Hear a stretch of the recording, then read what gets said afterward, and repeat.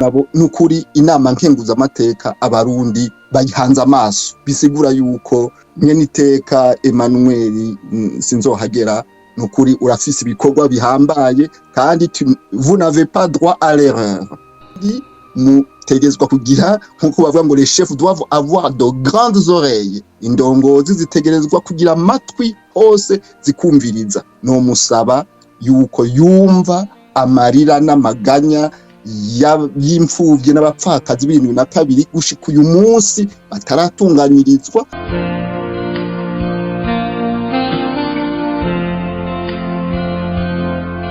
15%, kugira baronke 40%, ils doivent aller chercher 25% ailleurs. Niba bahari nabo babatwaye ibibanza by'abandi bahari kandi banganya formation, banganya experience, banganya les compétences, banganya les connaissances. Urabyumva? Avuyemo les 25% mugabo zikaje zigenda ku Batutsi. Donc cette injustice doit être absolument enlevée.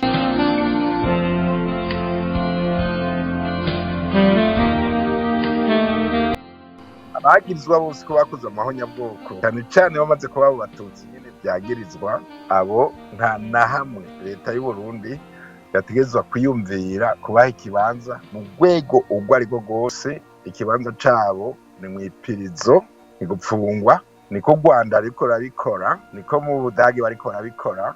Ibibazo haciye n'imyaka 100 niho nyabwoko ryabo ribaye muganda bo baracafata abantu babo bakiriho bitwa ko bagize uruhara mu nyabwoko y'Abayahudi igihe ryabo. Oko babarakora babaza nyabura kotonekara kotaraza orero muramwumva yari nyina ngo yawewe. Inshuti bagenzi mukunda mukongera mugakurikirana ibiganiro bitunganywa n'ishiramwe ryanyu Renape Burundi ribicishije kuri Radio Réveil La Voix de la Justice. Tuonge kubaramutsa tubipfuza n'ikaze mu kiganiro kidasanzwe aho tuza kugaruka kuvyo bita amasezerano ya Arusha atewe ku mukono igenekerezo rya 28 kwezi k'8 umwaka wa 2022 hari Arusha muri Tanzania. Tuza gusanga bamwe mu baserukiye leta n'abaserukiye imigambwe hari hivyo bavuga yuko bumvikanye ko cyane ku kijanye n'ivyo bita quota ethnique, aho dusanga hariho uruhande rumwe rw'abene gihugu rusa n'urwakumiriwe mu itunganywa ry'ivy'igihugu, aho dusanga hariho ubwoko bwahawe ibitigiri vy'umurengera abandi nabo bahabwa intica ntikize, bisigura yuko ivyo bita amasezerano biza kuninahaza bamwe bikaza guhamba mu cobo abandi. Muri iki kiganiro turi kumwe n'abatumire batatu. Uwa mbere ni Arcade Bigirimana twamwakuye ahari mu Bufaransa. Ugira kabiri ni Professeur Deogracias Ntahamira, uwo nawe twamwakuye ari mu gihugu cy'u Burundi. Umutumire wa gatatu akaza ko bari Professeur Frederic Nzeyimana twamwakuye ahari mu gihugu ca Canada. Nanje ngiyandemesha kiganiro ijwi mwamaze kuryumva ni Prophet Deo Munezero ku bwa Renape Burundi. Mugo muramugabira hamo umugenewe waramutwara. Tugiriye ko nk'umujyi w'igisahira reka dusabe abatumire bacu babanze bidondore abariko baradukurikirana. Duhereye kuri Arcade Bigirimana mu Faransa. Arcade Bigirimana sinzi uko mutwumva. Ego ndabumva cyane. Murashaka kwidondora abarimo baradukurikirana? Ego cyane. Mbanje kukuramutsa wewe Prof Deo wanyiyumviriye ukantumira muri iki kiganiro. Turabwishuye. Ndamukije rero na Deogracias Ntahamira, ndamuheruka kera cyane.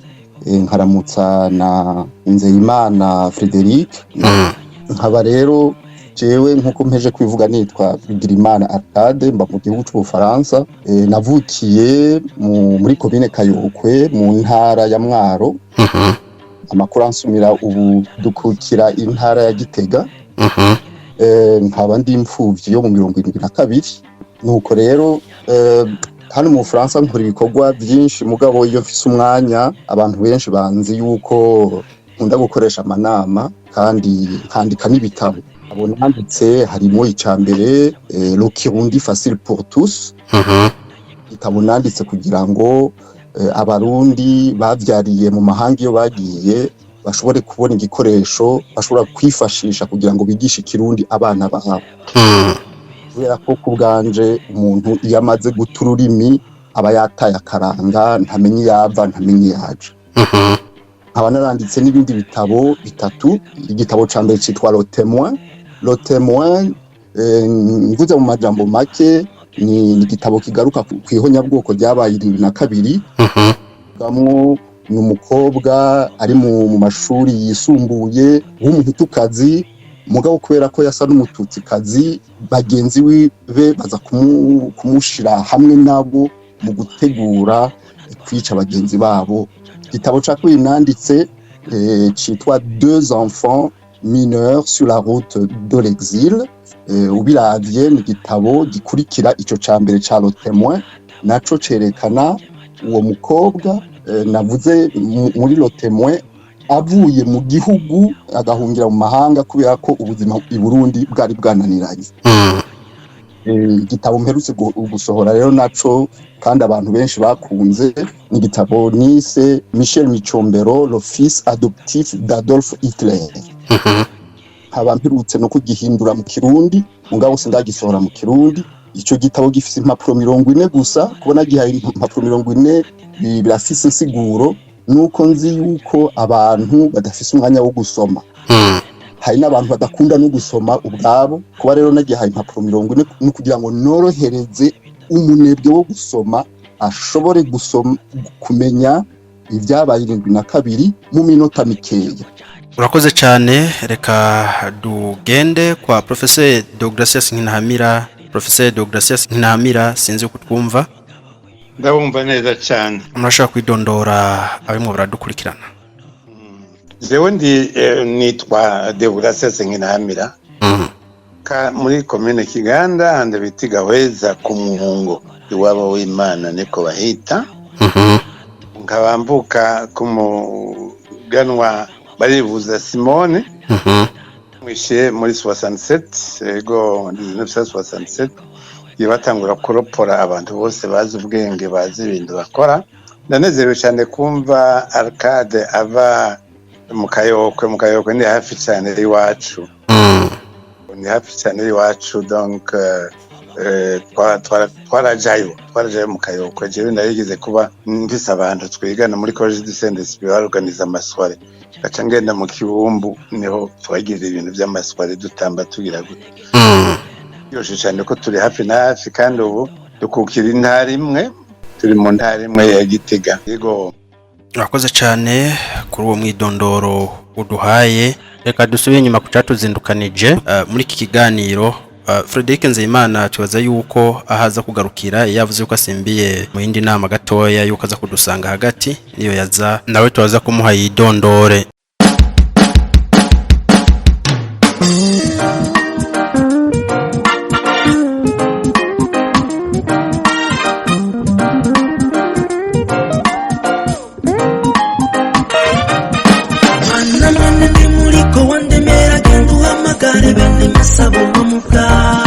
Utucha kumuchamu wachongera kwa nutse muzenje chumukano chikwa bundi kecho tatumugano chikabana bagikanura atutazi senamenye senga rya seku abandi banje ndumukambwe yari gaye umuzimu tatinarati nguruye nkindi magatira umuhoho bihereze kibira kinyamaswa tamashuri n'ubuzi.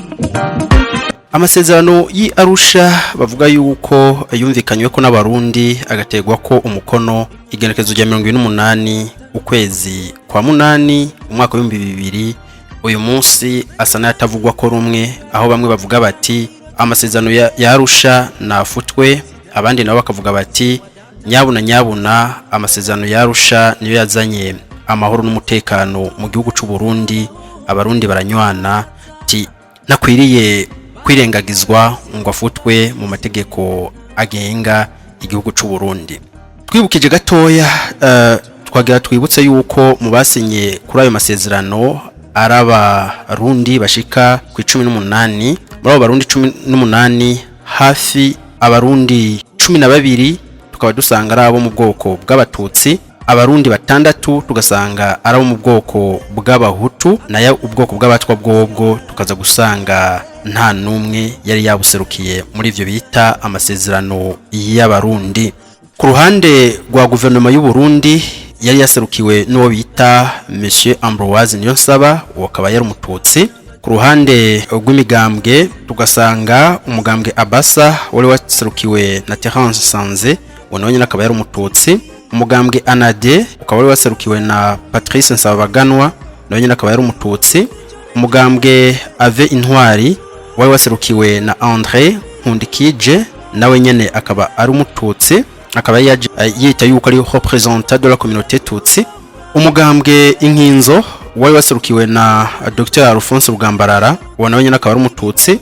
Umugambwe Parena ukaba wari waserukiwe na Jean Baptiste Bagaza nawe nyene akaba ari umututsi. Umugambwe PIT nawe nyene waserukiwe na Nice 4 ndi mu rukundo nawe nyene akaba ari umututsi. Umugambwe PRP wari waserukiwe na Mathias Hitimana nawe nyene akaba ari umututsi. Umugambwe PSD ukaba wari waserukiwe na Godfrey Hakizimana nawe nyene akaba ari umututsi. Umugambwe Rades ukaba waserukiwe na Joseph Nzeyimana nawe nyene akaba ari umututsi. Umugambwe Iprona ukaba wari waserukiwe na Libert Bararunyeretse nawe nyene akaba ari umututsi.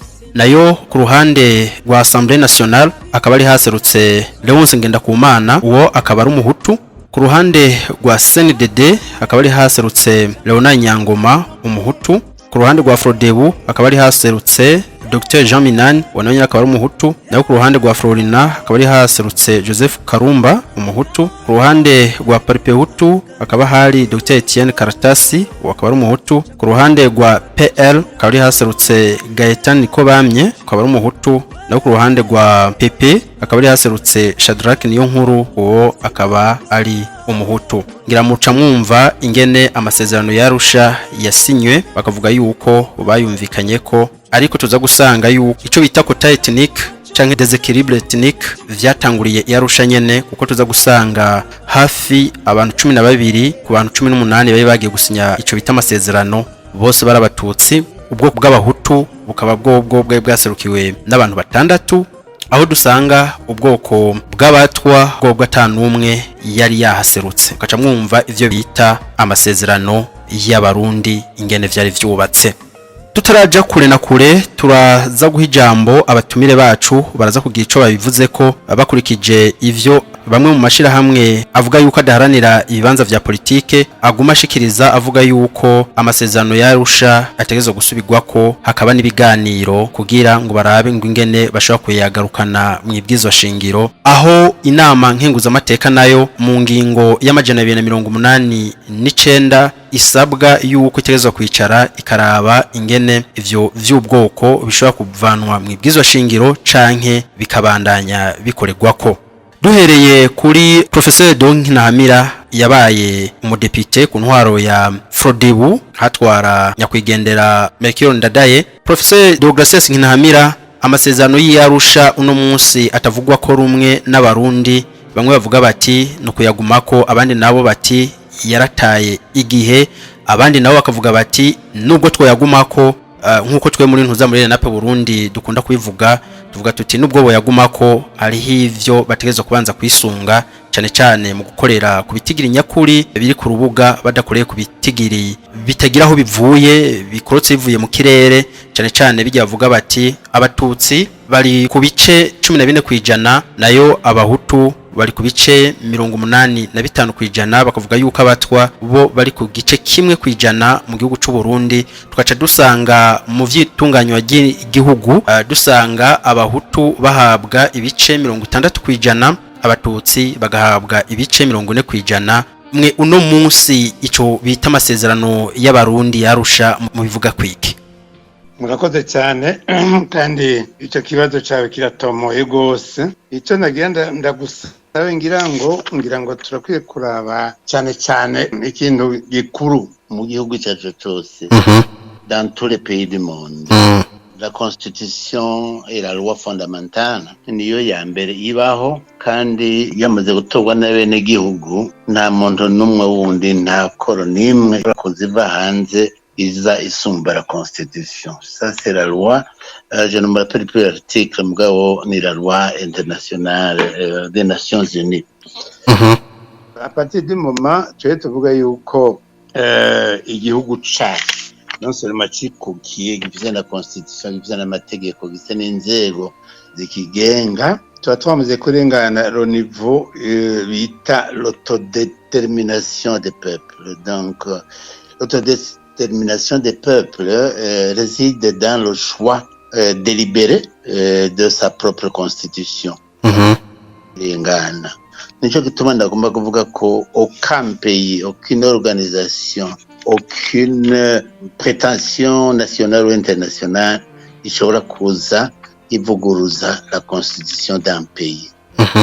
Les accords d'Arusha aujourd'hui ntizirimo muri constitution. Ugomba kuzizana kuzishiramwo muri constitution no kubanza gusubira guca ku murongo watowe n'abarundi. Nuko zokaza kubibwira neza abarundi, hanyuma rero ukababwira yuko gushaka ko les accords d'Arusha ziza muri constitution. Kanote nogira ngaho nuko il n'y a aucun accord entre individus qui va éternel. Un accord est un accord, il est considéré selon les moments, selon les circonstances, selon les situations zihari à ce moment-là. Alors, les accords d'Arusha mukanyweje kubivuga zarimwo abanda 18 dont 12 étaient des Tutsi kandi bari ku ruhande rumwe. Et ces 12, je rappelle yuko bashizeho des réserves sur les accords, des réserves en fait zerekana ko nizo accords batazemera bariko begizije ibindi bigiza kuza vyongerako. Les 12. Alors que les 6 nta ma réserve bashizeko barabisinye malgré akarenganyo kariho apparent kaboneka, akarenganyo kuko bavuga ngo abahutu bazotwara 60%, ngo abandi abatutsi batware 40%. Ico kintu nukigira peut-être entre parenthèses, ivyo ni au niveau des services étatiques. Du gouvernement, au niveau des services de l'État. Mugabo ugiye kuraba au niveau des services privés, zari zifiswe à 99% n'abatutsi.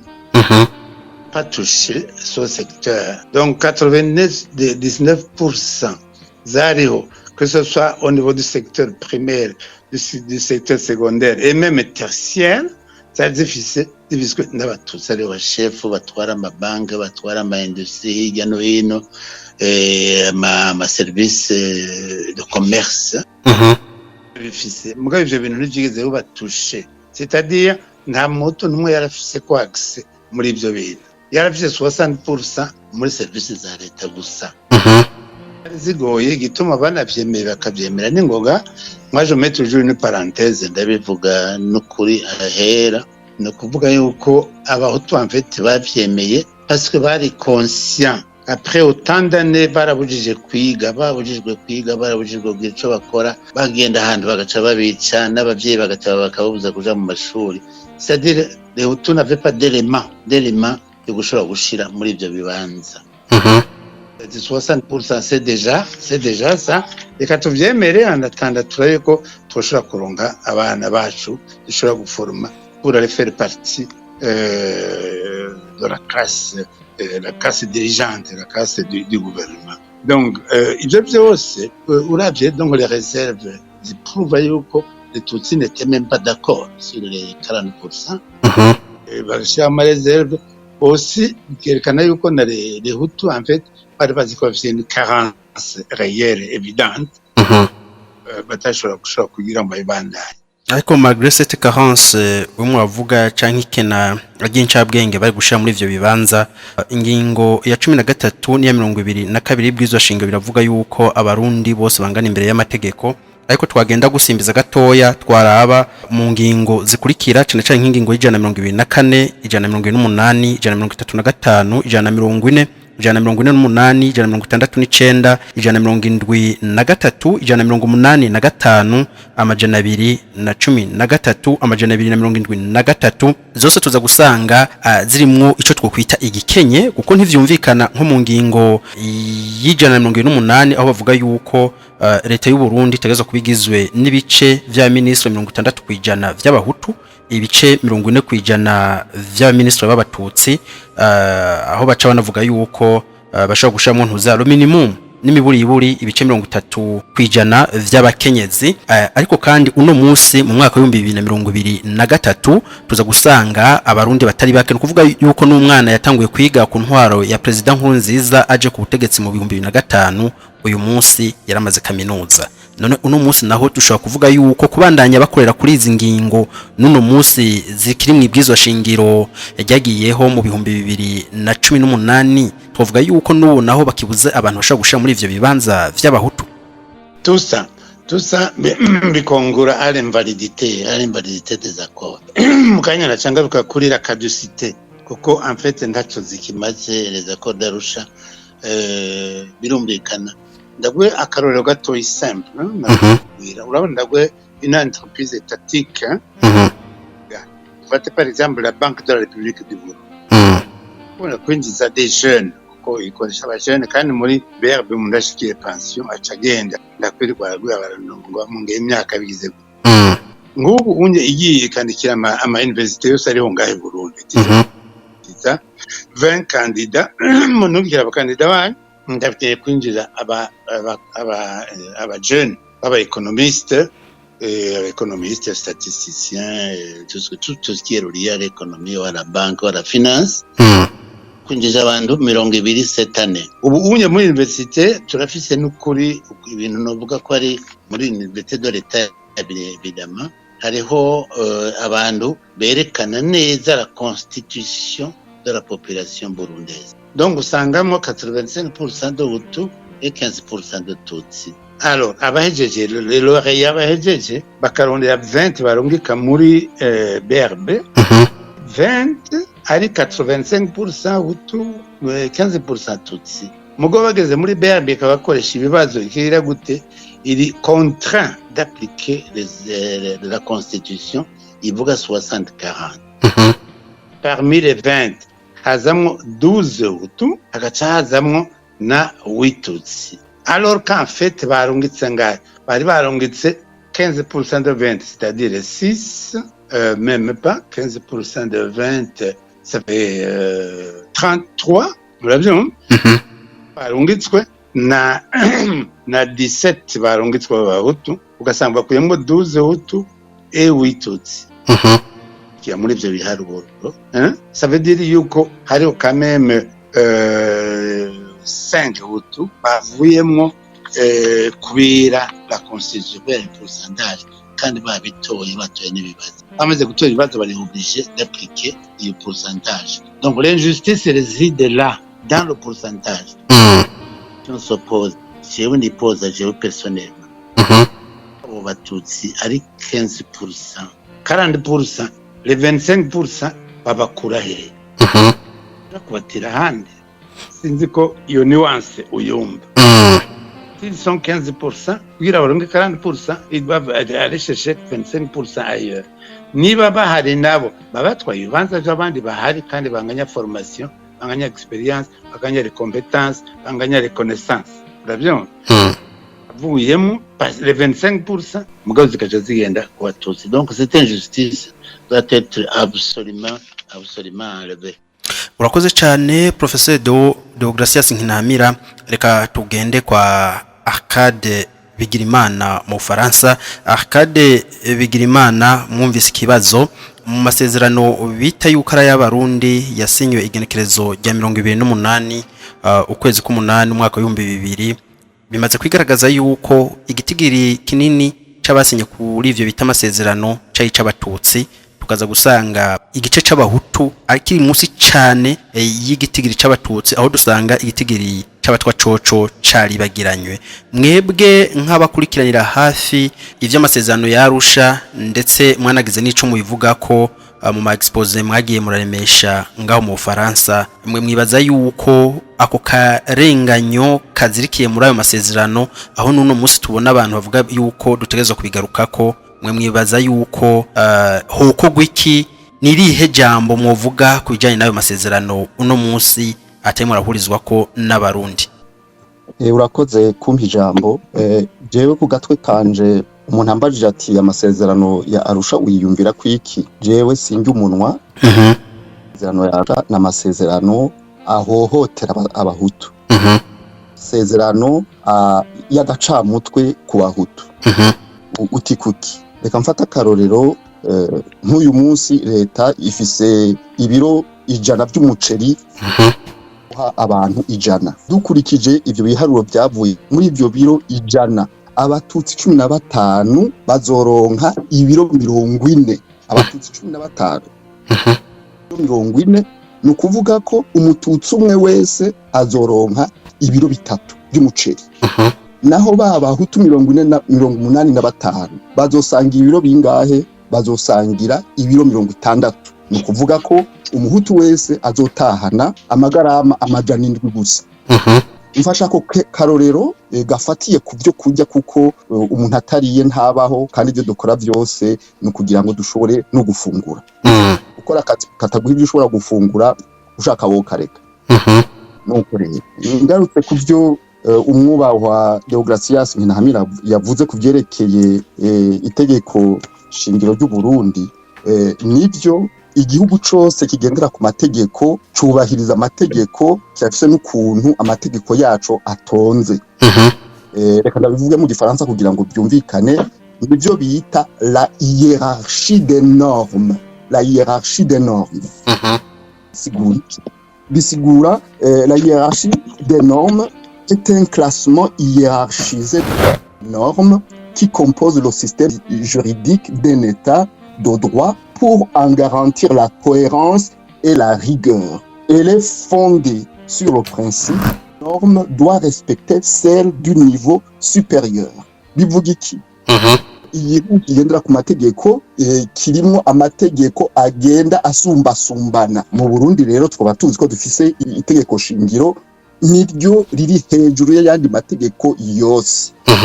Munsi yaryo hagaca haza les accords et les traités internationaux, ni ukuvuga amasezerano mpuzamahanga. Si hagaca haza amategeko, les lois, les ordonnances n'ibindi.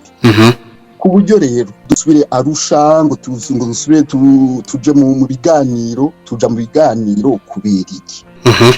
Mbega twagiye Arusha kubera iki? Ni ukubera ko mu Burundi ivumbi ryariko riratumuka. Imigwi y'abagwanyi ibujumbura ingozi hose inkoho zaravuga. Barapfa birirwa barahamba hariya muri za Bururi, birirwa barahamba no mu bagwanyi b'abahutu naho barahamba kwaruka. Ku buryo ibiganiro byaje ari kugira ngo bihagarike intambara. Nico kintu ca mbere.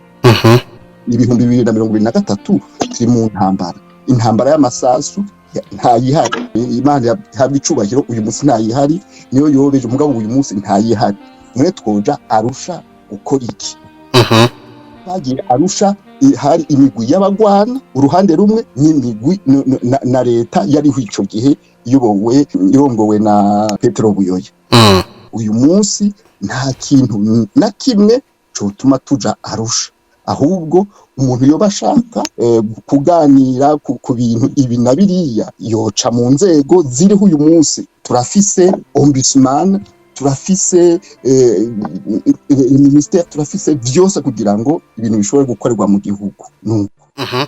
Ariko haruhande y'ivyo nyene nubwo tuvuga tuti gusubira Arusha ni nko gusubira inyuma mu bijyana na demokrasi, tuza gusanga ingingo na maze kudondagura zirimo zirakorana n'uno munsi. Muvuga yuko ziri en contradiction n'ingingo ya 13 n'ingingo ya 22 iri mu ibwizwa shingiro nyene dusanzwe dukoresha uno munsi, ariko tukaza gusanga les mêmes lois, les mêmes articles ziza gukandamiza ubwoko ubu canke buriya, tukaza gusanga zibangikanye uza mu ibwizwa shingiro ry'uno munsi tumwe turakorerako. Mwe mwibaza yuko ivyo vyo biva kuki?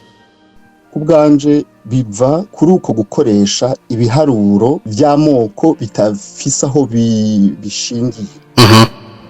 kuko kuvuga yuko abatutsi ari ibice 14% ahantu na hamwe nta recensement general yigeze iba murankosora nimwumva nihenze i Burundi nta recensement nimwe yigeze ikogwa ishingiye ku moko biba none abatutsi 14% bavuye he bo baravuga yuko ngo ari bitigiri vyatanzwe muri rusansuma rwabaye hagati y'umwaka w'1924 1925 urukozwe n'abakoroni mu gihe hari hageze yaho batangwa kugabura ibintu vy'intwaro nuko byagenze intwaro y'abakoroni b'abadage barakoze iryo rusansuma kandi mukamuzi ibyo bakurikiza kugira ngo umuntu abo umuhutu cyangwa abo umututsi cyangwa abo umutwa ku bakoroni kuva ku nka imwe gushika ku 10 yitwa umuhutu ufise 10 n'izirenga akaba umututsi utagira namba we yari umutwa nta nubwo birirwa banamurondera hanyuma ukavuga uti none ibyo bintu abadage babigenjeje gute kugira ngo baverifie kugira ngo bakontrole yuko umuntu avuze ko afise inka 10 ko azifise koko ufise izirenga ko azifise koko tukaba tuzi ko mu Kirundi uwo mutava hamwe atakurusha inka uwo mugani murawuzi no kuvuga ko wewe munyamakuru Deo jewe ntakuzi ndakubaje ntimbe gufise inka zingahe hari deux possibilités ushobora kunyisha ukavuga uti jewe amfise agaka kamwe kandi ufise nka 20 kubera imigenzo y'abarundi bamwe bama bariko barapfobya ati ndabivuze ko mfise abana 10 bopfira icarimwe mvuze ko mfise inka 10 zoca zihona agahitamo kuvuga ati mfise agaka kamwe uwundi nawe akavuga ati jewe mfise inka 500 atani nimwe afise acura muhira na ubwiwe adafise ahaba nkuwo we umuntu yiyemera umuntu ashaka kuba murahaba ko bamwubaha kandi azi yuko atamuntu numwe azigera ashobora kumuhinyuza kubera ko uwo mutava hamwe atakurushinga ariko harubande y'ivyo nyene hari abavuga yuko abatutsi ngo baba ari abantu bafise ngo inka nyinshi abahutu nabo bakaba abantu ngo ataco baba bafise ariko tuza gusanga mu mwaka w'1972 ahanini iya abahutu bagiye baragandagurwa abenshi bari abantu bifise bonagomba nivyo vy'inka baba bafise zitari nke kuko hari benshi bagiye baranyagwa imitungo yabo bisigura yuko ijambo umuhutu umututsi umutwa uno munsi tuvugana mu mwaka w'2023 ridashobora kuba rishimikiye hanini ya ku bintu bijanye n'imitungo kuko tumaze kubona yuko hariho abahutu bafise amatungo menshi hakabaho n'abatutsi atacu bafise nk'uko hariho n'abatwa bashobora kuba bafise amatungo atari make ugasanga abo mu bundi bwoko nagomba nabo nyene ntacu bafise none uno munsi naho twashaka gufatira yuko ijambo umuhutu n'umututsi ririmo rirakora mu ntuzenye mwibwizwa shingiro tutibagiye n'abatwa yuko vyoba bifatiye ahanini ya kwintu bijanye n'imitungo uyu munsi siko bimeze kuko kuba mu itegeko nshingiro ry'u Burundi harimwo amoko abahutu abatutsi n'abatwa ni n'amategeko ya Arusha on va dire c'est l'esprit de l'accord d'Arusha qui a été transcrit dans la constitution bahinyanyura itegeko nshingiro barafashe ivyiyumviro vyari mu masezerano ya Arusha babishira mu itegeko nshingiro ngo kubera ko bari bakiri mu kiringo cyo gutsimbataza amahoro cyo gutsimbataza kumvikana niko niyumvira jewe sindi umunyepolitike mugabo niyumvira yuko kuba ivyo bitigiri babifashe uko nyene nuko igihe kitari bwagere cyo kugira ngo basubire bavyihweze bibaze niba koko ivyo bitigiri bo bigumana mugabo uyu munsi mu byukuri abantu twarize abantu bize abantu badutwara bose barize barafise amadiplome none bo bandanya bakorera ku biharuro bitari byo bidafise aho bishingiye kimwe mwumva gishoboka no bandanya mvuga ngo jewe Deogratias ntamira ndamuzi no shobora kuvuga yuko afise metero n'igice gusa hanyuma akwari byo mperako Deogratias nkinahamira ntafise imetero imwe n'igice ahubwo ashobora kuba afise imwe na 90 arankosora niba nihenze. Ni navyo nyene twibaza kuko iyo niyo hageze yuko bavuga bati habe rusansuma akabamwo mwako gucishamo yuko hoba rusansuma bw'ubwoko noso y'ubwoko ishobora kujamwo kugira abashe kumenya ibitigiri nyakuri biri ku rubuga ariho babandi nyene biyitirira ibice 40% baca bavuga bati bagomba kuduharura kugira habe ibindi bintu tutazi neza mugana natwe tukibaza tuti kuva 1924 1925 kugeza no munsi 2023 turavye ibihe uburundi bwagiye buracamwo cyane cyane nk'amahonya bwoko yagiye akorerwa abahutu n'intambara z'utavana ko zagiye ziraba guhera mu 1993 bashaka kutubwira yuko abantu bashaka kuba batiyongereye canke ngo bagabanuke ku buryo dushobora gukenera yuko tumenya amadone yabo uno munsi kugira ashobe kwisungwa kubera ko ubundi ho bavyanka yuko bashaka kuba rusansuma rw'abene igihugu bose kuko ntabe bahatira kuvuga yuko ari umututsi ntabe bahatira kuvuga yuko ari umuhutu umwe wese azovuga ubwoko yiyumvamo avuga ati ndakeneye kuba uyu ntabe bazoba bahatiye kuvuga bati vuga yuko ari iki cyangwa utariki no ko abarundi bavuye kuntuza ku miliyoni 3 umunsi kwa tugeze ku miliyoni hafi 12 bashaka kutubwira yuko ubwoko butigira bwo buhindura amadone canke ibi bashaka kutubwira yuko igurirana ry'abantu iyo ngo baragwirirana rigumana ntuzenye ico twokwita degré de proportionnalité mu bijanye n'ibitigiri cyangwa pourcentage kubera ko ese ubundi badakeneye yuko hamenyekana ibitigiri nyakuri ngo bivyo vyisungwa mu itunganywa ry'igihugu.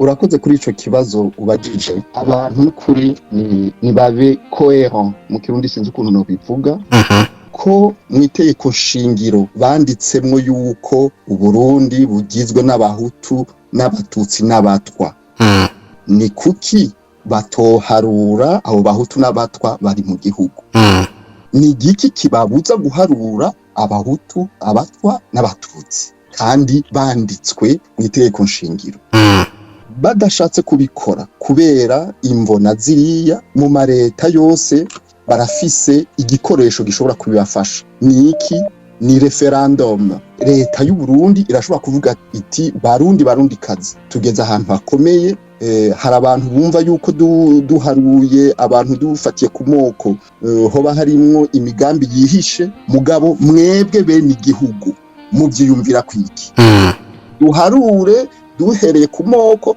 canke duguharura moko tubireke ico gihe ico abanyagihugu ico abarundi n'abarundi kazi bazoshikiriza kizobico.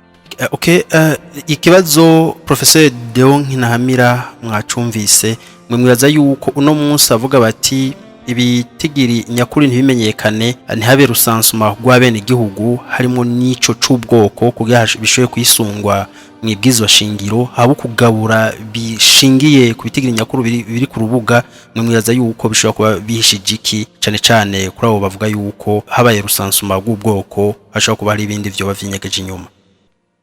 Okay, nishino guhanohera kuri igihe Gervais Rufyikiri yari president wa Sena niwe yashizeho itegeko yuko le Sena yo kwa Amerika iragira recensement ya fonctionnaire bamenye abahutu uko bangana n'abatutsi uko bangana mugabo ico kibazo cyabajijwe dans le cadre de l'application de la constitution les pourcentages zigwirizwa kuba ariko ndicyabujije ko abantu bose bava hasi ngo ndibishoboka ngo umuhutu atwara Sena ngo ariko ngo asaba ko barondera ngo abatutsi bari mu ma service kugira bamenye aho bakora bazomenya aho basanga babice.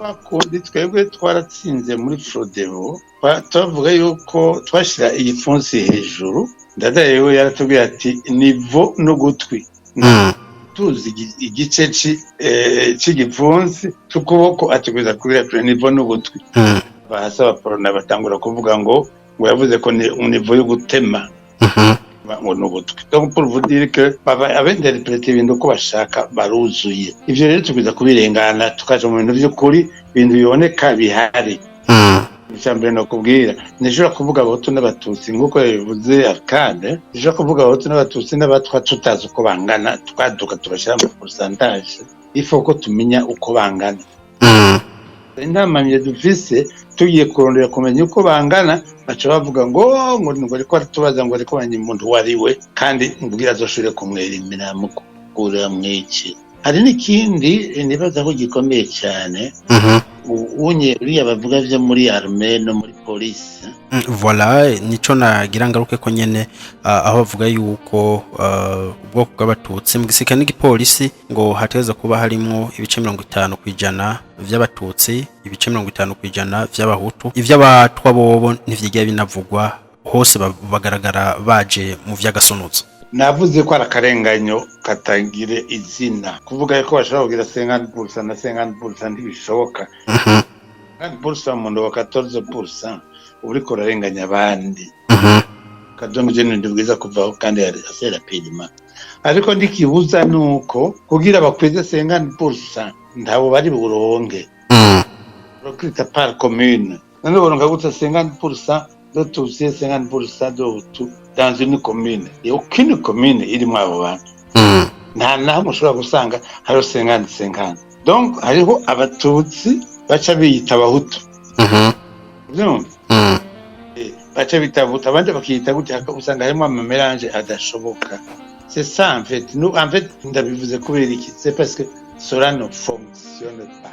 Mu ngingo y'amajana 189 article 289 de la constitution actuelle de la République du Burundi, itubwiriti un délai de 5 ans est accordé au Sénat pour évaluer afin de mettre fin ou prolonger le système de quotas ethniques dans l'exécutif, le législatif, le judiciaire après la mise en place des institutions issues de la présente constitution. Aho ni muri mwibwirizwa shingiro ryo mu 2018. Mwibaza yuko uno munsi umukuru w'inama nkenguzamateka avuga yuko bazovugana n'abarundi imbere yuko bicara bashoye kwiga iki kibazo, ariko turimo turabiraba kandi kuvuga yuko bazovugana n'abarundi akaba ico twita dialogue kugira bashoye kwicara bamaze kumva vy'abene gihugu biyumvira. Mwibaza yuko uno munsi bazovugana nabande mu gihe dusanzwe tuzi yuko kwigerekezo rya 20 ukwezi kwa 12 umwaka w'2021 imbere y'inama nkenguzamateka na nshingamateka zikoranye hemejwe ku mugaragaro yuko mu Burundi mu mwaka w'1972 1973 habaye ibikorwa vy'ihonyabwoko vyakorewe abahutu, no kuvuga yuko mu Burundi ubwoko busa n'ubwari buhanganye mu myaka yose twagiye turabaho. Bamwe bikeka gukugwa ku butegetsi bwari ubwoko bw'abatutsi n'abahutu, abatwa bo ntitwigwa turabavuga kuko ntibagiye baragaragara cyane. Mwibaza yuko no munsi Sena y'u Burundi igiye kuvugana nande, zoja kuvugana n'abantu bagizwe yuko bakoze ihonyabwoko. Mwe nirihe jambo mushobora gutekerera inama nkenguzamateka y'u Burundi? Okay, d'accord. Tiens ukuri ugize neza kumbaza ico kibazo kuko ikintu cya mbere coco no tekerera inama nkenguzamateka nyakubahwa sinzohagera Emmanuel ko hariho ikintu gikomeye cyane muri ibyo nuko wenye n'ubwiwe nabiwe bakoranye na president de l'Assemblée nationale n'abaparlementaire baremeje ihonyabwoko itariki 20 z'ukwezi kwa 12 mu 2021. Ico kintu ni kintu cyo guhagarira ko cyane kuko barya les deux institutions nizo ziserukira abarundi bose. Uzemera utazemera nizo ziguserukira. Abarundi bose rero umenye ko bari hejuru y'ibintu byose. Abarundi bose bari bashobora gukuraho ibisi bihari n'amategeko n'ibiki na leta n'ibiki. Donc nibo baserukira nibo Uburundi. Parti du moment igiho nyabyoko byabaye rero. Hari ikintu fondamental tukwiye kunota nuko byatomoye ingorane twari dufise. Uretse ko havuye haza n'ibyakozwe na Cour supreme bayita inyuzwa. Ibyo byose biratomora neza yuko hari ibintu bitari bimeze neza. Ubu icyo tokora cyose cyo guhanza kwisunga ibyo bintu byabaye muri Parlement le 20 décembre 2021 n'ibyo by'urubanza rwabaye au début de ce mois muri sentare ndayinyuzwa. Nibyo bitwereka neza yuko tubwiza gutahura ingene dukuramwe abantu. Bwiye yuko kare nigeze kubivuga yuko nta muntu yagirizwa ihonyabwoko ashobora kwitwa ko ashobora kugira ijambo mu gihugu. ikintu ca mbere ni ukubanza kumukuramo ukamucira urubanza ukamuhana cyangwa ukamugirira ikigongwe bakimusabiye. Hanyuma rero ugacukuraho n'ibyo byose bikaba bihari, abarundi bagasubira kugira iteka, umuhutu agasubira kugira iteka, pana kuvuga ngo barishwe ikivunga turabicira urubanza rwo gupfa n'abamaze gupfa heze nk'indwi zibiri. N'akamaramaza kagahomera bunwa mu bintu bigenga igihugu. Icyo rero nusaba nuko ibyo byose twobiteranye, hanyuma nyakubahwa bamwita nyeniteka nyakubahwa atwara inama ngenguzamateka abikurikirane neza kandi ashiremo les points importants. Izo points importants nizihe?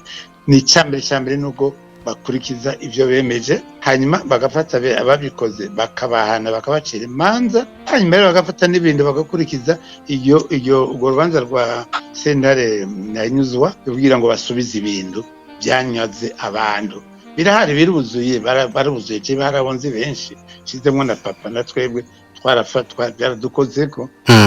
So kuvuga ndiko ndivugira ngomba kuvugira abarundi bose iyo bava bakagera hamwe babona bati iki kintu cyarabaye kandi kirakwiye kuja mu ngiro. Twomara imyaka 2 turindiriye ikintu cyabaye décidé par aba représentants du peuple, représentants tout le peuple, hama kitagira inkurikizi. Nico gituma n'abahari nyakubahwa abantu bahari ubu bariko barapanga ibintu byo kugira ama contestation. Mugo ntibishoboka kuko les preuves zirahari, ibintu byose birashoboka. Ni impossible ko bashobora kubikontesta. Je ndabikubwiye bikompli mon témoignage personnel. Reka urakoze cyane, reka dusubire kwa Arcade Bigirimana mu Faransa. Arcade Bigirimana, ikibazo mwacumvise, inama nkenguzamateka yahawe ikiringo c'imyaka 5 kugira yige ku kibazo c'ubwoko, barabe yuko gishobora kubandanya canke gishobora gukurwa mu ibwizwa shingiro ry'u Burundi. Mwe mwibaza yuko uno munsi kwiga ikibazo c'ubwoko hariho abamaze kwagirizwa yuko bakoze ihonyabwoko, mwibaza yuko uno munsi inama nkenguzamateka y'u Burundi iza kuvugana nande, baza kumvikana nabandi kubijanye n'itunganywa ry'igihugu, kuko tumaze kubona yuko la plupart y'aba genocide nibo bari entase muri ntuza muri gouvernement y'u Burundi kubera ibitigiri nyene vyarusha, kuko barazi yuko bitabaye ibi vyarusha ntibashobora kugenda kwiyamamaza mu bene gihugu ngo babatore, kuko barazi ivyo babakoreye mu myaka yo muri kahise. Nk'umwe mu babuze abavyeyi biwe, uno munsi niriheje mushobora kubwira inama nkenguzamateka mu gihe yitegura kuja kwicara ngo yige ku kibazo cyo gukuramwo canke kugumizamwo ikibazo c'ubwoko mu ibwizwa shingiro? Jewe ikintu notekerera nyeniteka arongoye inama nkenguzamateka nuko yohagarika vuba na bwango akarenganyo kagirirwa abahutu. Ko akarenganyo kagirirwa abahutu kararenze ukwemera. Nze uko umuntu ashobora aho umuntu ashobora kugira yiyumvira. Ngarutse kuri kubyerekeye abasoda, ku basoda 150 barinda abatutsi 14. Umwe arinzwe n'abasoda 3 n'igice, mu gihe abahutu 85 barinzwe n'abasoda bangahe 50, nukuvuga 0 n'igice. Ku karenganyo kararengeje, gategezwe guhagarara. Gategezwa guhagarara kuko inama nshingamateka na nkenguzamateka zarisi zina ubwicanyi bw'akarandaranda bwazinganitse igihugu, ari nabwo bwatumye baja Arusha. Izo nama uko ari zibiri zemeje ko ari ihonyabwoko. Ikintu gihambaye cyane bisigura ko, reka ntanga akarorero, mbega hiyadukije imbwa muri Bujumbura ijya abantu bazorindira yuko prezida ashaka itegeko ngo nimuje gufata iyo mbwa mu gibuze kurya abantu. Icegeranyo ca severe kirimwe amazina menshi y'aba genocidere, y'abantu bisha abandi, y'abantu bahambye abandi mu binogo babona n'ivyagirizi birahari. Mbega ba procureur barindiriye iki kugira ngo baje gutora abo bantu nibo baguma batoba, nibo baguma bavyonga bonona imigambi yose iri mu gihugu, kugira ngo tugiye kugira ikintu. Professeur Evariste Ngayimpenda ngo jewe ka mwarimu wo muri kaminuza ibyo sindavyemera. Ntuvyemera kabuki. Severe igizwe n'abakomiseri 13. Amatohoza imyaka 8 9. wewe wicaye hariya mu biro nta kindi ukora uretse kuzura teka imitwe urondera ibintu hanyuma ukavuga ngo ibyo bakoze ntubyemera kabo uzanye iki ivyo nyene uri muravuga ati umuntu nkanga y'impenda ugasanga muravuga ngo ibintu ntavyo nemera ameta en cause canke en question amatohoza yakozwe n'umugwi sévère ariko wagenda kuraba aho bavuga bati ngo bavuga bari mu migambwe nka ziya za iprona basanzwe barimwo kaza gusanga niyo habaye amatora baronka amajwi ari munsi y'ibice 2% mwibaza yuko ivyo bavuga koko baba bivuga ku izina ry'abene gihugu basanzwe baserukira wona gomba haba muri iyo migambwe barimwo canke ibindi baba bita vyose mwibaza yuko ivyo bavuga biba bifise ishingiro ku buryo leta imbere yuko ifata ingingi yayo yose iza gutunganya ibintu itegerezwa kubagisha inama ivyo aba universitaire bavuga bangaye impenda n'abandi bagenzi biwe arambabariramo ko nta bwenge burimwo kubera ko asubiramwo ivyo abakoroni bavuze n'uyu munsi akaba ari byabandanya kandi akaba atigeze aja gukora uburonzi kugira ngo amenye ukuri kiriya cibutso c'umusoda atazwi twagisiguriwe nande bya ngo twagisiguriwe na ngaye impenda canke na bakururu biwe na Kenny Claude par exemple ni umunyamakuru yigenga niwe yakidusiguriye kuba rero baguma bavuga nibyo mu gifaransa bita disque rayé iguma ituruna ivuga bya bindi nta bindi bazi twebwe impfuvyi z'72 turafise ibyo twabonye turafise ibyo twarabira mu gisaka twinyegeje ibyo twarabira mu rusenge ibyo byose turabifise ku buryo abo barimu bitwa ngo ahubwo ko tuzi abarimu reka nsabe n'umushikiranganje ajejwe indero amashuri yisumbuye na kaminuza hari ico bita ino mu Bufaransa ndi le devoir de réserve d'un fonctionnaire ni kuvuga umukozi wa leta arashobora kuvuga ico yifuza reka ndavuga muri France obligation de réserve contraint le fonctionnaire à qui la liberté d'expression est garantie d'observer une retenue dans l'expression de ses opinions notamment politiques kuvuga umukozi wa leta arafise uburenganzira bwo kuvuga ico yiyumvira mugabo hari ahantu atarenza kubera ari umufonctionnaire tuvuge uri umwarimu ntushobora kuvuga ibintu bivuguruza ministre wawe France baravuga mu ministre du gouvernement si tu es au gouvernement soit tu la fermes ou tu quittes le gouvernement yuko umufonctionnaire wa leta aguma akora azibura inkota mu mugongo no kandi ahakana iby'umugwi w'igihugu agahakana iby'umugwi w'igihugu watohoje kuguma ku ntebe ya university uwo arashobora kuja ahandi gukorera ahandi mugabo abantu bene abo barakwiye ministre de l'enseignement supérieur niba unyumva abo bantu urakwiye kubatumako hanyuma ukababwira ibyo cyane. Okay, urakoze cyane Arcade Bigirimana. Tugaruke kwa Professeur Deogracias Nkinahamira. Deogracias muri ntuza mwikete ryuguruye Renape Burundi yanditse igenekezo rya 13 kwezi kwa kabiri mwaka wa 2023 yari yasavye yuko mu vyo inama nkenguza amateka yo tegekanya gukora yuko muri shwa zibiri zihari guhagarika canke kubandanya bakurira ku vy'ubwoko mu bwizwa shingiro yuko vyotunganywa uko gukurikira. Ubwa mbere bari basavye yuko nimba bategekanya yuko vyogumizwa mu bwizwa shingiro hobanza kuba rusansuma rw'abene gihugu ubwoko burimwo kugira bace bisunga uhera hasi gushika hejuru ibitegera inyakuri basanze ku rubuga canke kuri point ya kabiri naho bakavuga bati nimba naho bategekanya kubikuramwo yuko bategezwa kuraba impamvu bagiye babikuremwo kuko kubikuramwo no munsi bishobora guha impigi bamwe mu bari baramenyereye guhanahana ibiti bakurikije ubwoko bwabo uko vyagiye vyibonekeza yuko kuva hatanguye umukenyuro wo kwigizayo abahutu mu mwaka wa 1965 yuko vyafashe akanyurume rumara kugira abahutu bose bari mu nzego mu gisirikare no mu gipolisi bose babe birukanywe hasigare igihugu gitwagwa n'ubwoko bumwe.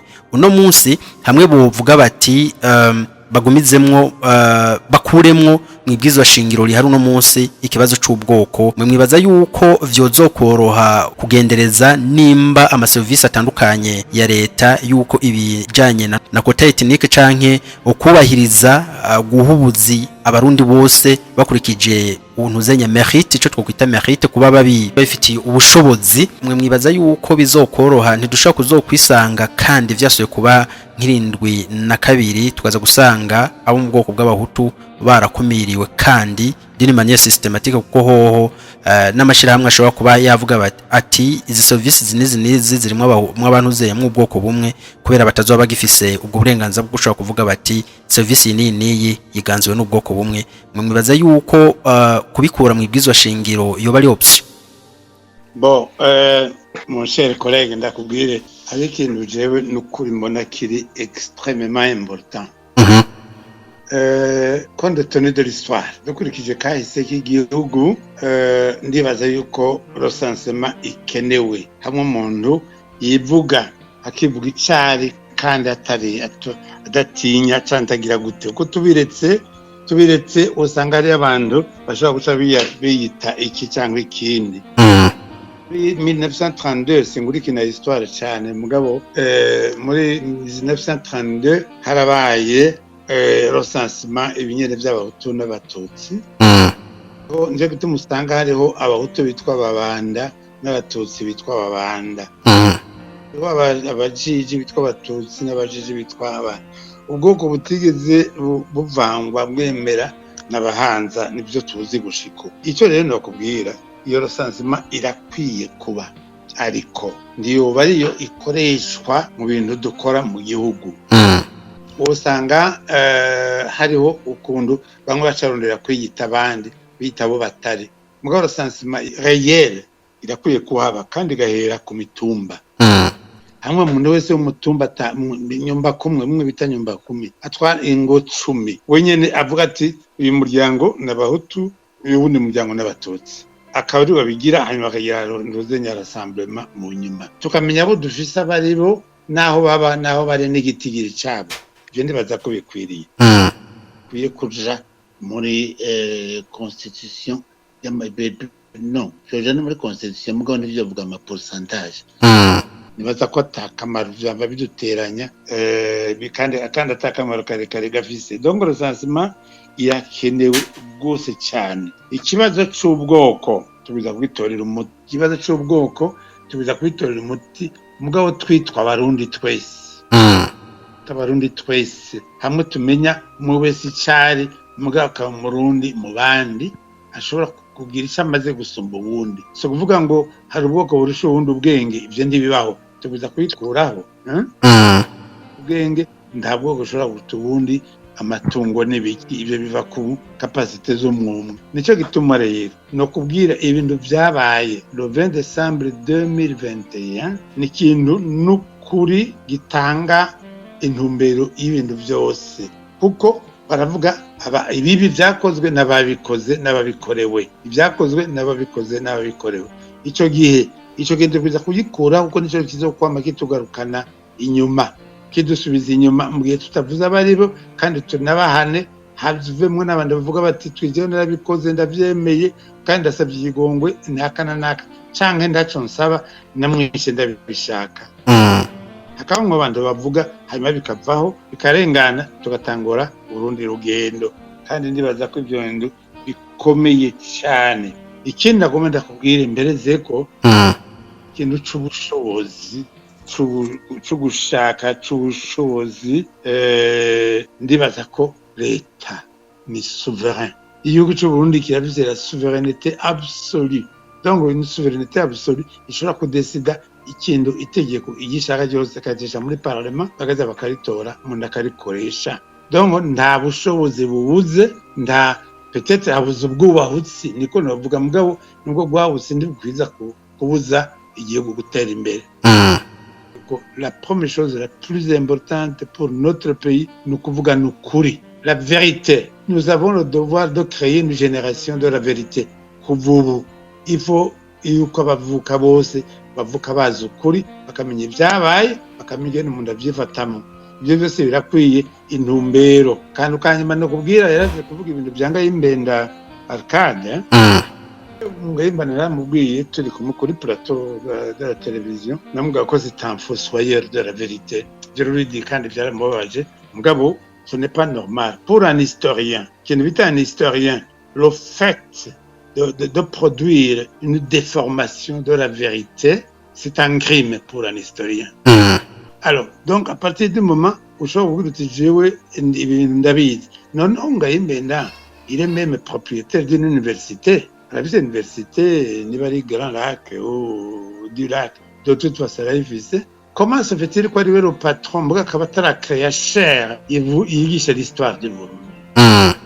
Il écrit des livres, mais il ne veut pas que ses étudiants sachent ce qu'il écrit. C'est une trahison. C'est une trahison.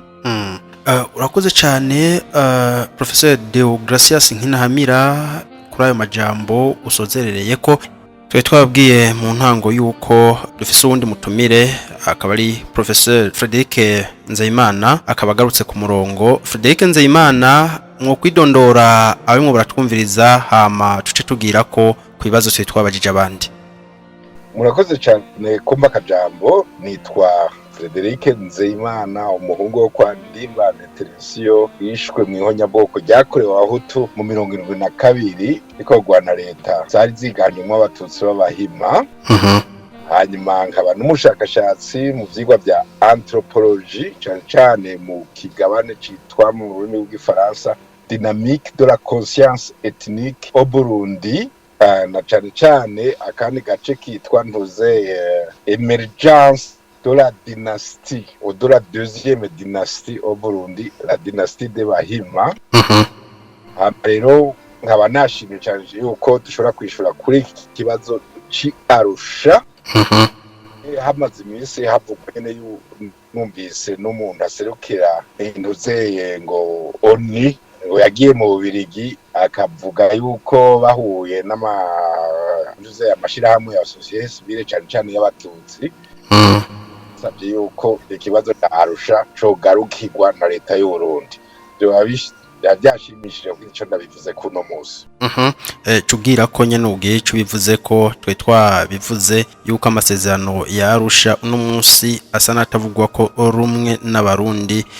Mwebwe nk'umuhinga mu vyigwa vya anthropologie kugeza uno munsi amasezerano ya Arusha uko ari mwe mubona yuko akibereye muri uno mwaka tugezemwo mu 2023. Amasezerano y'Arusha uko ndayategera ino munsi nico kibazo nyamukuru igihugu cy'u Burundi gifise. Amasezerano y'Arusha benshi bavuga ngo niyo yagarukanye amahoro. Amasezerano y'Arusha no yavuga ko uyize neza ukabisubiza muri anthropology ugasubiza nuko inama mpuzamakungu yari yashatse yuko babikora bakaba atari ko babikoze. Novuga ko ari cyo kibazo nyamukuru kigitera ubufindo mu gihugu cy'u Burundi. Araho rero ntuze bwa mbere mu kuvyishura nagomba ndafise akabazo nobaza Abatutsi nk'abitwa ba libera bashira kandi arongoye map Burundi. Abatutsi je mbona yuko arabinyanka Burundi cyane amaze iminsi batumena amatwi ngo by'ukugara ayo masezerano y'Arusha. Amasezerano y'Arusha twebwe abakoze ko niho nyabwoko ry'Abahutu twita amasezerano y'amacakubiri. Amacakubiri kujya kwa apartheid yo mu gihugu ca Afrika y'Epfo y'abirabure n'abazungu. Cyane amacakubiri byose bimatanye bakubwira ngo n'umwe bw'Abarundi mu bwabo byose bimatanye no gufobya ihonyabwoko genocide yakorewe Abahutu mu 1922 na 1923 imbere n'inyuma yaho bikogwa n'intwaro zari ziganzwemo Abatutsi b'Abahima. Muti gute uti canke no bivuga kwiki tariki ya 20 Kigarama haciye imyaka 2 mu 2021 aho mu nama nshinga amateka na nkenguza amateka zikoranye ko habaye ihonyabwoko iby'Abatutsi bahora bitwa indyane z'Abahutu n'Abatutsi cyangwa ubwicanyi bukabije ubusekanisha abahutu n'abatutsi barabuhaye izina. Iyo ntambwe irakomeye gose.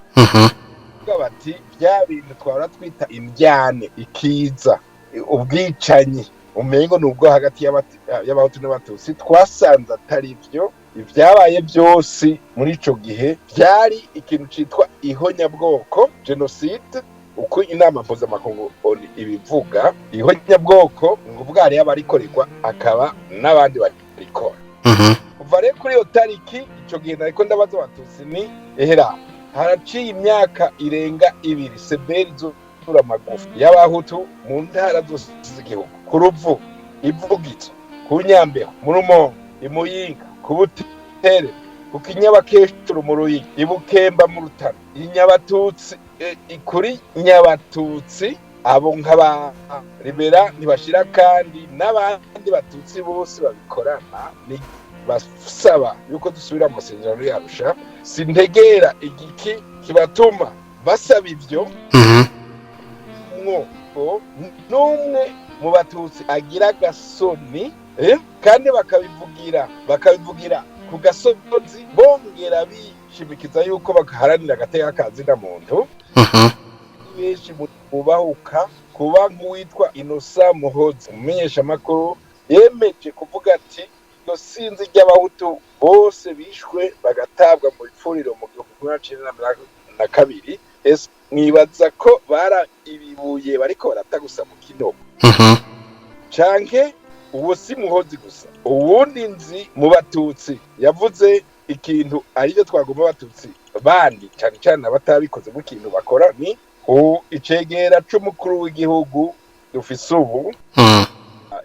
Ama conference za Sena aremera aravuga nk'umutuzi yuko vyabaye mu 2022 ryariho nyabwoko kandi nyaho nyabwoko ryahiga abahutu.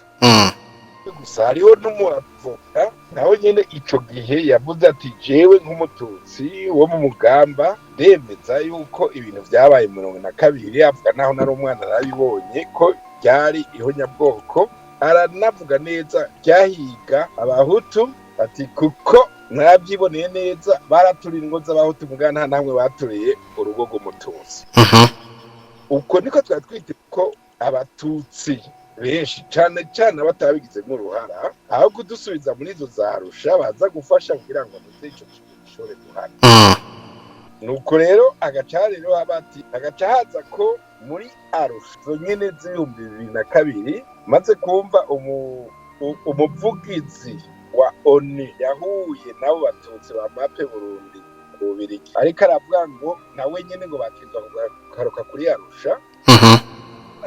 Yuko umuvugizi wabo nawe nyene bamaze kumutwara muri uwo wabo kubera mu bihumbi 2000 igihe haba amasezerano y'Arusha mu 2000 ONU yari yasabye ati mukaba mugomba kumwanisha abarundi muhere mwese kubanza kwiga yuko atahonyabwoko ryo ryarabaye cacanye. Hanyuma ibyemezo dufise hano nuko ico gihe cyo mu 2022 byanditswe n'uwitwa Frank Chor yize kuri Université yo muri Canada mu mujyi wa Montreal kwa Concordia University. Ati yari yasabye yuko nuze muri masezerano y'Arusha banza kwiga ubwa mbere bahera ku kibazo cy'ihonyabwoko. Acarandika yandikira leta ya Canada avuga ati abatutsi bamaze kumva ko babasabye kwiga ikibazo cy'ihonyabwoko baciye bakoma maroro byanditswe nyene yuko bidashoboka ko ikibazo cy'ihonyabwoko ariko guca bahenda abo mu migwi y'abahutu kuja kuvuga ngo ni muhebe ivyo byo by'ihonyabwoko tuje twumvikana ibindi arivyo byaciye bivamwo rero vya biharuro wumva duhe 40 duhe 50 ngaha duhe 60 hariya.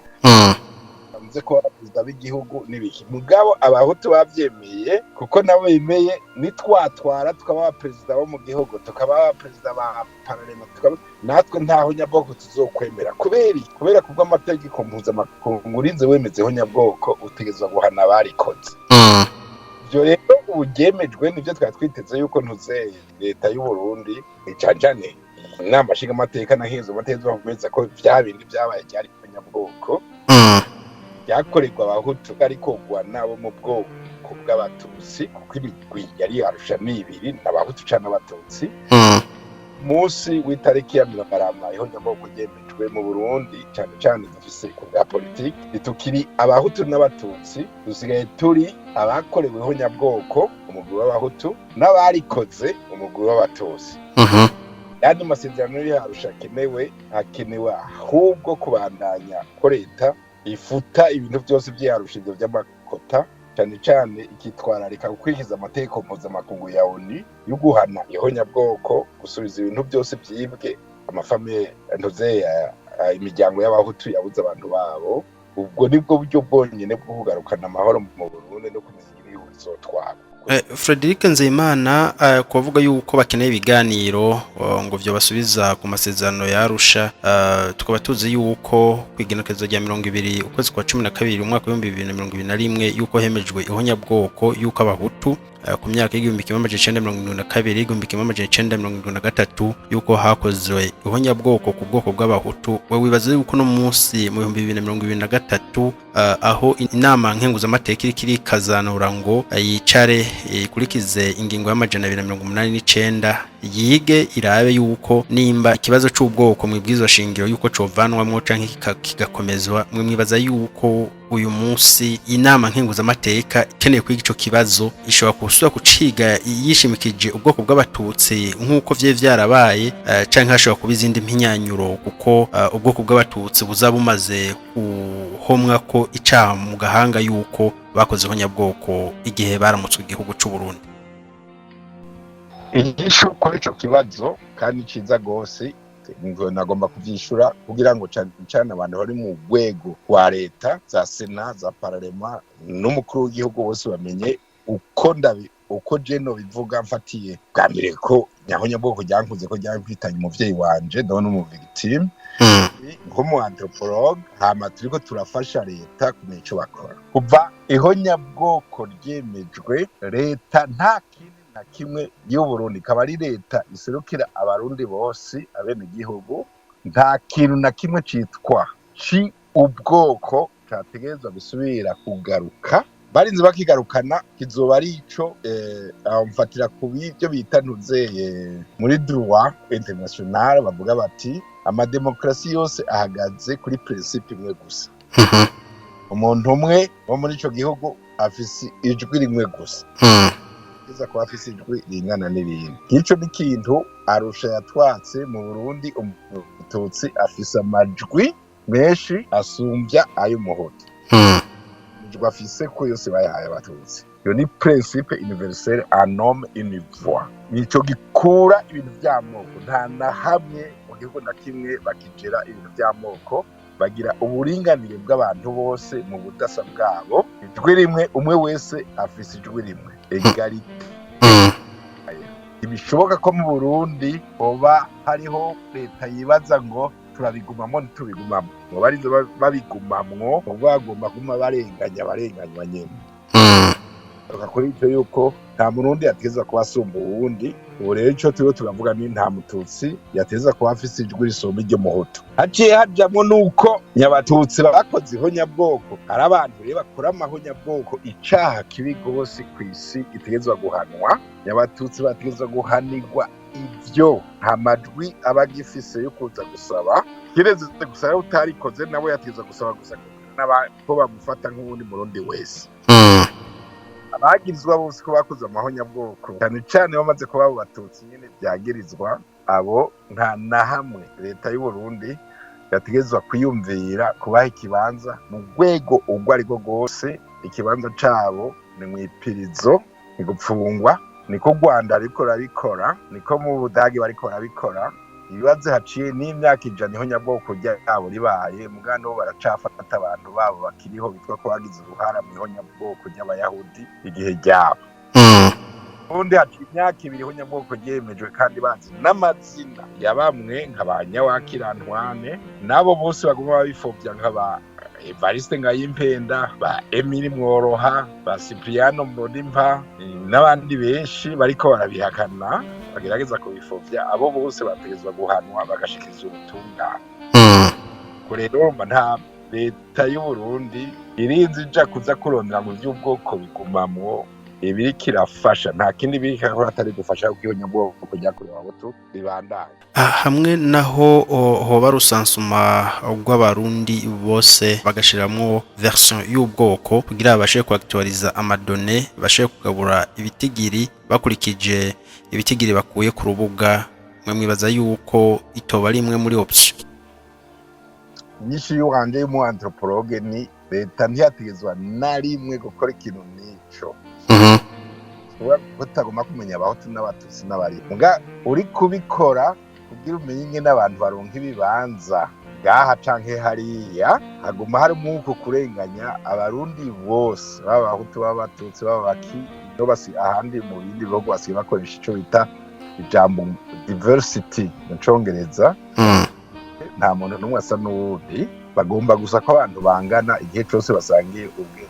Ugiye cyose uriko urakora ivyo ubwiriza kugira ngo batutsi bangahe kugira ngo uje kugabura ibintu ubu uriko uretse gusa uriko urakora kubw'ama nta leta yateza kurondera ibyo kumenya abahutu n'abatutsi ibiharuro byabo mu buryo bwo kugira ngo bamenye abaja mu kazi ka leta abaja muri parema canke ibiki. Gutyo uri kubandanya ihonyabwoko uri kurakora politiki nyene abatutsi baba genocide bazanye mu Burundi yo kurenganya abahutu abatishe abisha gutya twari ibibanza byabo muri parlement ibibanza byabo muri sena ibibanza byabo mu ministre canke mu buzi bwa leta canke muri banki canke kandi hose. Ariko kubavuga yuko Arusha yazanye amahoro n'umutekano no kunywana mu Barundi dukurikije ibitigiri bwoko bw'abatutsi bwihaye n'ibitigiri vyahawe abo mu bwoko bw'abahutu tutibagiye abatwa bo bagaragara mu gasunuzo. Mwe mwibaza yuko impamvu avuga yuko ari ugusubira ku masezerano ya Arusha suko iyo Arusha nyene ibaha ibitigiri bakaja muri leta batarenze kuja kwitoza kuko bazi neza yuko abarundi bihweje ivyo bakoze muri kahise k'intwaro zabo badashobora kubizera ngo babatore amajwi bagiye baronka nka ntuze nka Iprona amajwi yagiye ironka kuva muri 2005 2010 2015 na 2020 yaragiye agaragara neza yuko baronka amajwi ari munsi ya 3%. Ubwo ntibavuga bati twosubira kuri Arusha twoza turaronka ibiti tutavunikiye tuja kuyamamaza tutaja kuyamamaza badutora batadutora ibiti vyacu birahari ni garanti kuri twebwe tuzohora tubironka uko nyene nta mpamvu nimwe yo gusubira kuja kugira intuza kuyamamaza. Jengu wakoze ko niho nyabwoko ryakorewe abo tumungena akaba n'umuanthropologue ndavyumva uko nyene abatutsi gituma babirondera baguma ko bose bamutwaraka kuri Arusha nuko bibaha ayo avantage yose uri kuravuga bategerezwa gutwara itigiri nk'amadruwa byategeza guhabwa abo mu bwoko bw'abahutu. Nico gituma rero baguma babigwanira mu buye kuraba neza ukaguma mu ihonyabwoko igituma barikoze abatutsi bakoze ihonyabwoko nyine bagende batwara imitigiri y'abahutu. Nico gituma babishe kuri batwara amazu yabo babishe kuri batwara ubuzi bwabo muri banke babishe kuri batwara ubuzi bwabo muri tribunal babishe kugira ngo batware ubuzi bwabo muri systeme ya justice babishe kugira batware ubuzi mu ambassade hose abatutsi bakoze ihonyabwoko cyane babahima kugira batware imitigiri yose yitwa uburenganzira bw'abahutu. Nico gituma gushika no munsi ihonyabwoko kubera ryabandani baguma ariko baraharura niyo wabagabanije bike baguma ariko barondera ingena gumatwa ahabwa imitigiri yategeza guhabwa abahutu. Iyo rero nico babisabira sikiri gatwica twongera ko nibiki tuguma twongera ko ni nyahonyabwoko ry'abahutu rikogwa n'abatutsi cyane babahima rikibandanya muri ubwo bunyoyene. Bati ihonyabwoko si mu buryo bwo kwica gusa ihonyabwoko rumwe rw'ifaransa bakuvugana ama acte de génocide intumbero yo kugomba guhonya umugwi w'abantu agacarondera gusa inibiki bishobora kumuhonya kimwe ashobora gukora kumuhonya no kumwica nyine akamuhamba gavuga ibyo byo kwica ugahamba si byo byonyine bihonya umuntu ariho kumukura mu bibanza byose nawe yashobora kuvugamo akabuko kumutwara amakonte yiwe kumuburagiriza abana biwe kwiga kumutwara amatongo kumwita umumenja ukamucubya kugira ngo ubwenge bwiwe bukore neza kubaho gukora ibintu kugira bateze guhunga baje mu bindi bihugu. Ibyo byose bigize icyo bita icaca uyu munsi kuva ritanguye abahima batanguye mu Burundi gushika n'uno munsi ntirirahagarara, ribandaniriza muri ivyo nyene bamaze iminsi bariko barasaba ngo bagaruke ku masezerano y'Arusha, bagaruke ku Frederic Nzeyimana, mwaje turi mu minota ya nyuma y'ikiganiro, nakahe kajambo mwotekerera inama nkenguzamateka y'u Burundi yemereje kwicara ico kibazo? Inama nkenguzamateka uko bumvirije ibyashyikirijwe mu makonferanse yabaye mu kwezi kwa gatandatu mu mwaka wa 2021 mbere ko ikomeza kwihonyabwoko, igihe bategura ibiganiro byo kuza kuvuga yuko abahutu bakora ihonyabwoko bategezwa kubananiza aho bari bageze. Ihonyabwoko ryaremejwe kandi bararigise neza izina yuko ryari ihonyabwoko ryakorerwa abahutu, ariko gwa na leta za Bicombero, twebwe tuvuga ko zari ziganjemo abatutsi b'abahindu. Uwo munsi mu Burundi dufise imigwi ibiri, abahutu n'abatutsi, canke n'abahutu n'abatutsi niwashaka, mugabo dufise cyane abishwe, abiciwe, abubaragijwe. Umugwi w'abishwe bakaburagizwa abahutu, n'umugwi w'ababuragiza n'abari. Inama nkenguzamateka igomba gukiza Burundi yategezwa gufuta ivyo bintu bihe bibanza abatutsi mu rwego ubwo ari bwo bwose bwo mu Burundi ku izina ry'abatutsi, hamaze kumenyekana yuko bakoze ihonyabwoko barikorera bene wabo b'abarundi bo mu miryango y'abahutu. Kuje niko novuga nkenguzamateka yategerezwa gutabara igihugu, gatabara imiryango yakorewe ihonyabwoko kuva 1992 bimaze imyaka 50, maze ikabakura kwabo bantu baba bariko barabakinagiza babahoteza, batwara ibibanza byabo, batwara amatongo, batwara ibintu byabo. Frederic Nzeyimana, tugukengurukire kuba washoboye kwitaba kino kiganiro. Twizere kandi yuko nitwongera kukwikorako yuko uzotwitaba. Teka ryose ngiye muzompamagara kwitaba, kubera tugeza gufasha igihugu, n'amashiga amateka, leta y'u Burundi gukora cyane ibintu bimatanye n'amategeko igihugu cy'u Burundi cyasinye mu nama mpuzamakungu, yuko hamaze kubihonyabwoko hose babasaba yuko igihonyabwoko kitezwa guhanwa, kuko nta terambere na rimwe rishoboka mu gihugu cyakoze mu ihonyabwoko. Ihonyabwoko rikaba ritegeze rihagarikwa mu buryo bwo guhanwa. Mu Burundi ko ryemejwe byateza guhanwa, nibwo buryo bwo gukora iterambere. Urakoze cyane, mugira ibihe byiza. Namwe turabashimira. Reka mbanze mpakajambo kutumire wacu Arcade Bigirimana, akajambo kanyuma mwotekerera inama nkenguzamateka y'u Burundi mu gihe itegekanya kuja kwicara yige ku kibazo c'ubwoko nakahe? Akajambo notekerera inama nkenguzamateka naka abarundi benshi baremera kandi barafise umwizero yuko ibintu bizoja imbere, kandi n'inama nkenguzamateka na nshingamateka baraziyumvamwo gose, na cane nka vya biganiro Sena yakoze mu mwaka wa 2021 kuva mu kwezi kwa kane gushika mu kwezi kwa gatandatu, aho yagarutse ku bwicanyi bwabaye 72. Ivyo biganiro bikaba byari birongowe n'umwubahwa Sylvestre Ntibantunganya. Ico gihe Sena n'ukuri yarahagaze neza, yarahaye abarundi n'abarundi kazi akaryo ko kuvuga akababakiye, akabari ku mutima, no kumviriza abahinga mu vyerekeye amateka, abasesanguye kugira ngo bababwire ico kintu idonido gico kintu cabakoze ku mutima, kikabicira, kikabatwara abavyeyi, kikabatwara abanyeshure, kikabatwara abo bavukana bo. Nukuri inama nkenguzamateka abarundi bayihanze amaso, bisigura yuko nyeniteka Emmanuel Sinzohagera nukuri urafise ibikorwa bihambaye, kandi vous n'avez pas droit à l'erreur. Mutegezwa kugira nkuko bavuga ngo les chefs doivent avoir de grandes oreilles, indongozi zitegerezwa kugira amatwi hose zikumviriza. No musaba yuko yumva amarira n'amaganya y'imfuvye n'abapfakazi b'72 gushika uyu munsi bataratunganirizwa, kandi ko bataratunganirizwa harimwo n'ibyo bintu by'ubwoko byo gutanga ibiti no gutanga ubuzi bafatiye ku amoko atariyo, ugasanga no gusabikanya itunga ry'igihugu naryo itunga rija mu miryango imwe. none niba abatutsi bafise 40% de la richesse nationale qui a été produite par 85 ubutunzi abarima ikawa abarima icayi sabatutsi turashobora kwiyumvira yuko ari 85% kwijana n'abahutu barima kubera iki abo bantu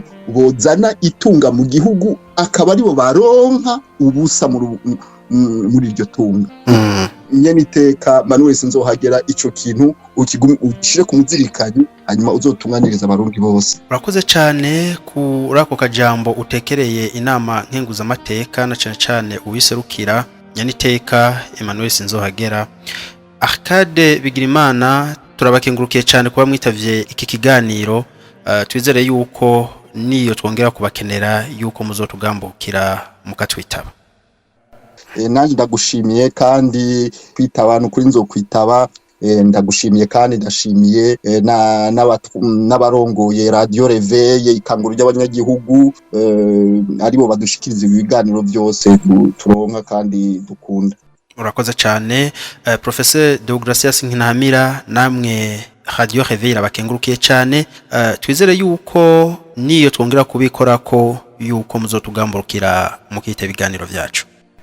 Nukuri ndagushimiye nakwa Professor Deo, ibibazo uri kuratubaza nibazo by'inkoramutima bituma abantu bamenya ukuri, kandi n'ukuri burya ukuri kurakiza, ukuri niko guteza imbere ibintu byose. Ni waramuka uronsa kandi kanya ufise ikintu ugira uti hari akantu noterera byemeye yuko nzokwitaba neza cyane. Ngaba ngengurukiye n'abantu bose batwumviriza bazokumviriza ibijirgo turayaga kugira ngo bazotange n'ibibazo ndabone kugira dushobore kuvuga ikintu twogereza gutosora tukashira ko icyumviro gituma abantu batahura gusumba. Mwakoze cyane Radio Reveil kabikengurukiye namwe mwese mwakurikiranye kino kiganiro, ahasigaye tukaba tubipfurije kubandanya muroranirwa mu vyanyu no mu banyu. Imana ibarinde agasuzuguro, Imana ibarinde agakengere, ahasigaye mubandanye mugira ibihe vyiza nagahwane. Ingendo barageze imitima ishingirina ukuri atagucisha iruhande atagukingira ikibaba twanyinjaye twanyububisha ishari n'inzigo ivane mu mitima wishe asamuye ngo yaramenje wikitse mukiza atoteza abandi yaramenje wishe kwihora wahoye abandi ubwoko wahoye abandi umugambwe ngo yaramenje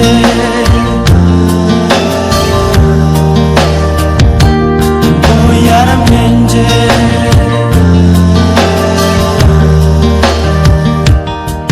barakeze ko twese tuticyuka, barakeze ko twese dusangira ijambo n'urukanywa ataryo kwihorana ataryo gukokeza ingwano twanyinjavi twanyubisha ishari n'inzigo bivane mu mitima yacu wishe wasamuye ngo yaramenje wikise mukiza atoteza abandi yaramenje